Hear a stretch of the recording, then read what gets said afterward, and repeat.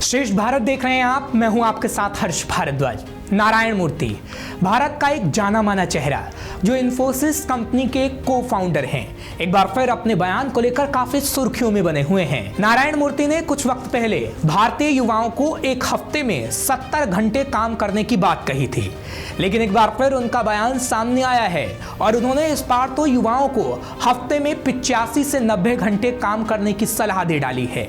जिसके बाद social media पर काम के घंटों को लेकर बहस हो रही है और लोग तरह तरह के सवाल नारायण मूर्ति से पूछ रहे हैं। कोई कह रहा है कि क्या वाकई हफ्ते में 85 से 90 घंटे काम किया जा सकता है, तो कोई पूछ रहा है कि इतने घंटे काम करने की सैलरी क्या होगी। और ऐसे ही सवालों की भरमार एक्स ट्विटर हैंडल पर है। ऐसी कई और बातें हैं जो लोग लिख रहे हैं, लेकिन सवाल ये है कि आखिर क्यों नारायण मूर्ति ने हफ्ते में 85 से 90 घंटे काम करने की बात कह डाली। ये सब आपको बताएं, उससे पहले आपको बता देते हैं कि आखिर नारायण मूर्ति ने क्या कहा था। मैं सुबह 6:20 पर ऑफिस में होता था, रात 8:30 बजे ऑफिस से निकलता था और हफ्ते में 6 दिन काम करता था। मैं जानता हूं कि जो भी देश समृद्ध हुआ है उसने कड़ी मेहनत से ऐसा किया है। अपने पूरे 40 से ज़्यादा वर्षों की प्रोफेशनल लाइफ के दौरान मैंने हफ्ते में 70 घंटे से 85 घंटे तक काम किया है। तब हम हफ्ते में 6 दिन काम करते थे। ऐसा 1984 तक किया। मैं हफ्ते में कम से कम 85 से 90 घंटे काम करता था। ये सब बेकार नहीं गया। दरअसल इससे पहले भी नारायण मूर्ति ने देश के युवाओं को 70 घंटे काम करने की सलाह दी थी, जब देश में काम के घंटों को लेकर बहस छिड़ गई थी और मामला संसद तक जा पहुंचा था। संसद में भी काम के घंटों को लेकर सरकार की तरफ से जवाब दिया गया था। उसके बारे में भी हम आपको बताएंगे, लेकिन उससे पहले आपको बता देते हैं कि एक बार फिर क्यों नारायण मूर्ति ने ऐसी ही बात कह डाली और लोगों का इस पर आखिर क्या कहना है। दरअसल नारायण मूर्ति चाहते हैं कि देश विकसित हो, जिसके लिए भारत के वर्क कल्चर को सुधारा जाए। नारायण मूर्ति चाहते हैं कि युवा हर रोज 12 घंटे काम करे, ताकि भारत उन अर्थव्यवस्थाओं के साथ प्रतिस्पर्धा कर सके जिन्होंने पिछले 2 से 3 दशकों में जबरदस्त प्रोग्रेस की है। लेकिन ये बात कुछ लोगों को रास नहीं आई, जिसके बाद सोशल मीडिया पर लोग अपनी नाराजगी जाहिर कर रहे हैं। एक एक्स यूजर ने कहा क्योंकि वो मालिक थे, वो अपने कर्मचारियों से ऐसा करने की उम्मीद नहीं कर सकते। एक अन्य यूजर्स ने कहा खुद मालिक होना और देर तक काम करना एक वेतनभोगी कर्मचारी होने से बिल्कुल अलग है। और ऐसे ही ट्वीट की भरमार सोशल मीडिया पर रही, जिसमें नारायण मूर्ति से कई सवाल पूछे गए।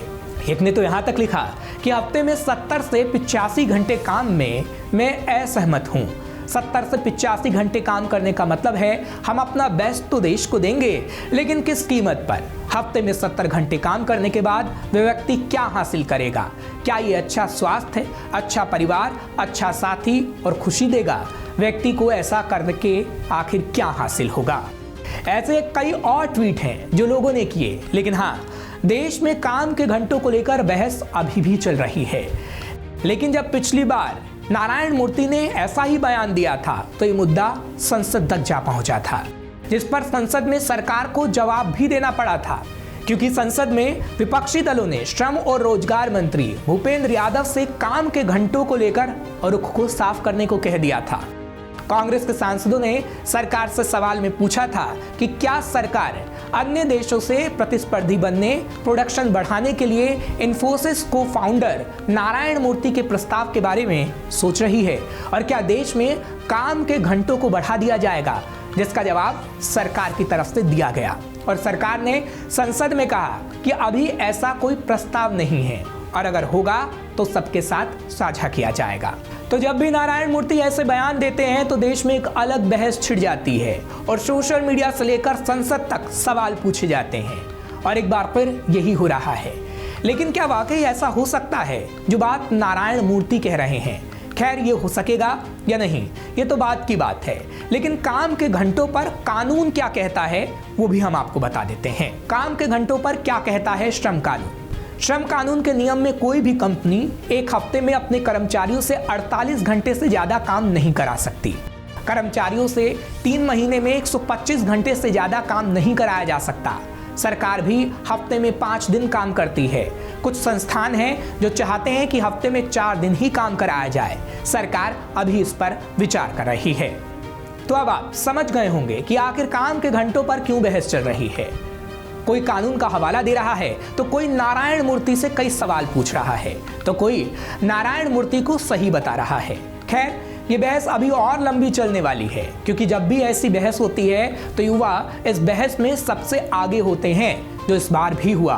और ये बहस आखिर कहां तक जाएगी, ये तो खैर वक्त ही बता पाएगा। फिलहाल ऐसी खास खबरों के लिए आप देखते रहिए श्रेष्ठ भारत। श्रेष्ठ भारत पर खबरों से जुड़े रहने के लिए चैनल को सब्सक्राइब करें, बेल आइकन दबाएं और देखते रहें श्रेष्ठ भारत।